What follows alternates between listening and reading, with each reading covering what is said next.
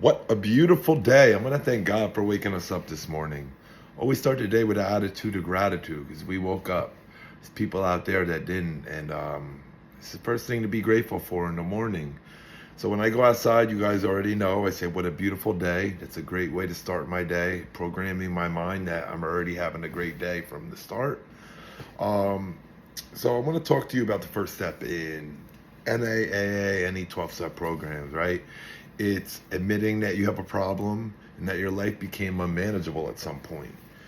So for me personally, I didn't know I had any issues. I didn't know I had any problems. I didn't know that I was even alcoholic until I had gotten arrested with one of my friends. And his family was very wealthy, and they ended up sending me to rehab to help the court case look better. Right at that point in my life, I was just going through life drinking and thinking that like this is the way life was, because I don't know if that's just the way I thought it was. Adults drink beer, adults drink alcohol, but I took things to like the next level. I remember the first time I took a sip of alcohol. I think I cut school and we were going to like Great Adventure or something, and like that first sip, I felt like I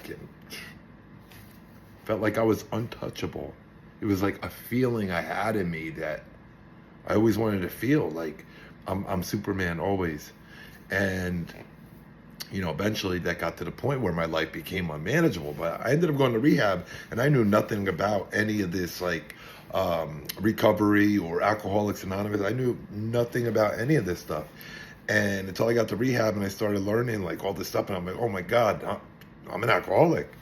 I ended up going back to rehab many, many, many times, but it says like your life had become unmanageable. Like that's the first step. Like realizing that your life is unmanageable because of your addiction. Now, doesn't necessarily mean like your drug addiction, your alcohol addiction. Like your addiction could be anything. It's not about the substance, it's about the behavior, right? So it could be anything in the world. And like some people, like that's another thing. Like people, you go in the rooms at NA, and like let's just say somebody had an addiction with weed. Like people look down on those people that are in Narcotics Anonymous because they say they have an addiction with weed. And like that's not the message we should be sending. Like you don't know, like me, I go 0 to 100 with everything I do. Everything I do, I'm an addict, right? It's the behavior. So somebody's in there and this girl, I remember one time, she had this whole backstory. She was in there for weed. She had this whole backstory that she was a heroin addict, that she's from the streets, that she sold her body, all this stuff. She had this story just so people would accept her in there. And like, that is insane that people in these programs, that's why I don't go there anymore. They put themselves on a pedestal and really they're talking clean and living dirty. So, I mean, that's not really the people I want to be taking advice from. And so people are in there lying about their substance, and it's not about the substance, it's about the behavior. And like you don't know how many times a day that person smokes. You don't know what their life is like. Like your life can be unmanageable over anything, okay? Your life can be unmanageable clean. It could be over women or men or anything. Like it's about the unmanageability. So you get to realize that your life is unmanageable. Now, how do you fix that? For me, when I realized my life was really unmanageable is when I was at a point in my life where like I wake up in the morning and 6 o'clock in the morning and I'm shaking and I needed to start drinking vodka, and then I throw it up and then I keep drinking and then like the shaking would stop. Now I'm like off E, I'm back to normal, I'm calm, right? That's not okay. I mean, that's the way I lived for a long time. And eventually you run out of like options and people to borrow from, steal from, whatever. I'm not proud of any of that stuff, but that's my reality. And I'm telling you my truth of what I've been through, how I stay clean. And, I'm hoping to help millions of people just from everything I put into life, okay? I put a lot of effort into my life of being like the best human being I can in society. I employ people. I have this charity that I'm building in my spare time. Like I'm building and I'm putting all this money into it out of my pocket. Like I'm paying for all this out of my pocket because I believe in what I'm doing. Doesn't matter if you believe in it. I don't care if you see my vision. I see my vision. Okay, God put that in my mind, in my brain, for me to figure out like how I'm gonna do it. And He's got me every step of the way. He's put people in my life every step of the way that, came out of absolutely nowhere, like people that I wouldn't even expect to be associating with, talking to. Like, God put these people in front of me and sparked some sort of conversation, or something happened that God put these people in front of me. And, it's like the people you think would be there helping, and like, those aren't the people that are God put in your way or in your path to help you get to where you're going, right? So it doesn't matter if you understand what I'm doing or not. I understand what I'm doing, and I'm just going to keep going because God is guiding me. But back to the unmanageability, right? So it doesn't matter how we got there, okay? It doesn't matter how we got there. There's people that are walking zombies around all major cities, and now it's spreading into the suburbs where there's just walking zombies everywhere. It's Halloween today too, and it's just walking zombies. I can't tell who's dressed up or who's not. That's not funny. But just walking zombies everywhere, people falling out on the sidewalk, syringes, like it's absolutely disgusting. And I know that we could do better. If we really wanted to fix this problem, we fix this problem. I'm working on fixing this problem. I am working on a system that is going to help people. Okay, there's unlimited amounts of people that need help, because every day someone else is coming in and someone else is addicted and someone else needs help. It's unlimited.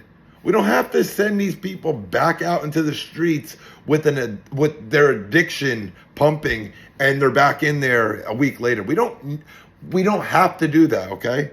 There's waiting lists. Just help the people, and that's what I'm going to do. But the unmanageability part, at some point, these people took a wrong turn in life, and we don't know their story. We don't know their story, what kind of pain they're going through. And we judge everybody. We judge these people. We see them on the sidewalk. We take videos of them. We laugh at them. We feed them food and make them like get on camera to feed them. Like, I can easily go to New Brunswick right now, right, and pick up somebody and like make a whole story about like, listen, I'm going to transform your life. I'll put you in this facility. When you get out, I have a job for you. I can film this whole thing and like do this, right? Because I can employ people. I got businesses, right?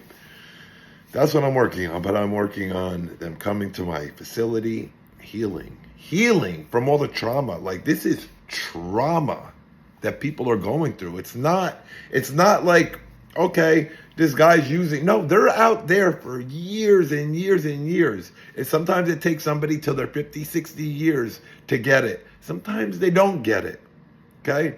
Sometimes they don't get it, but sometimes the people are out there on the streets for 30, 40 years, and you think you can put them in some sort of, like, confined facility next to 100 other addicts that are, everybody's bugging out, and you think this person's going to know how to adapt and like snap back to reality and get pushed back into society and survive? They're going right back to the streets. They're going right back to what they know, and they're going right back to that program.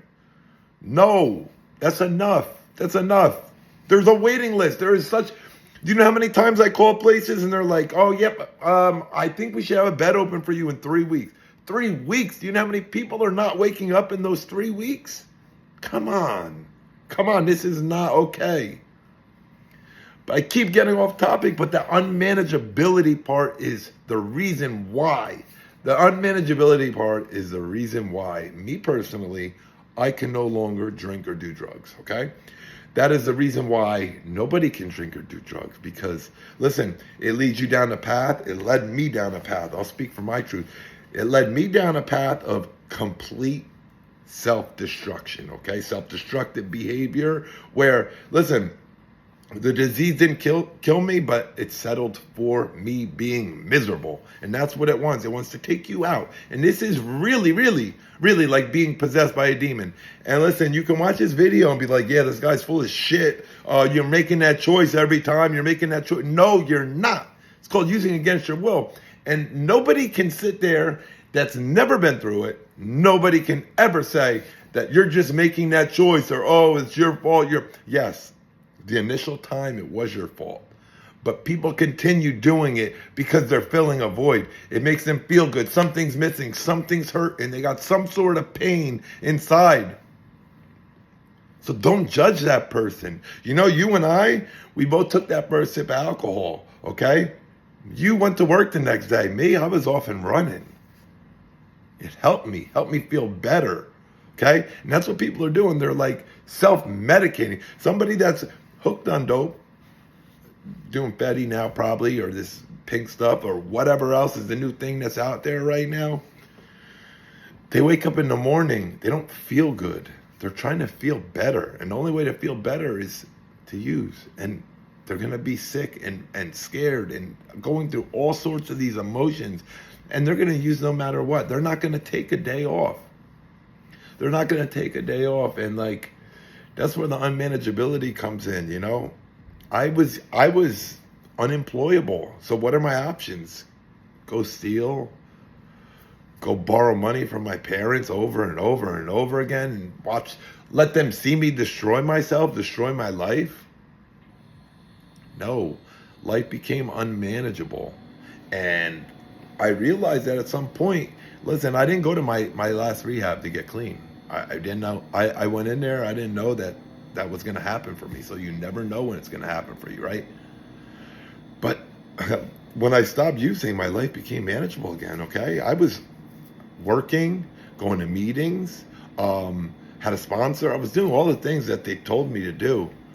And, you know, I'm still here. 13 years later, I'm still here. So if I can share my message with you about the first step is you have to realize that your life is unmanageable. Okay?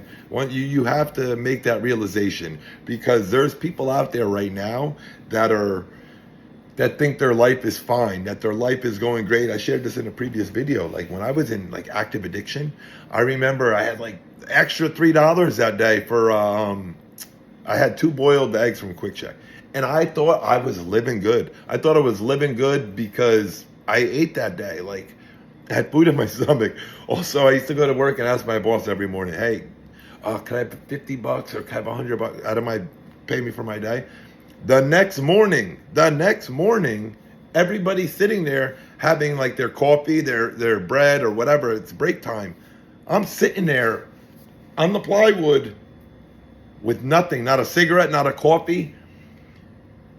Insanity. But we do it over and over and over again. But you got to keep trying. You got to keep going, okay?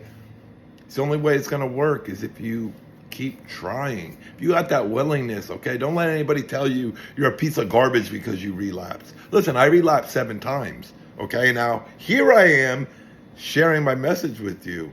An amazing message of hope that I got companies and you know, people are relying on me to feed their families. Like that right there is an amazing message of hope, okay?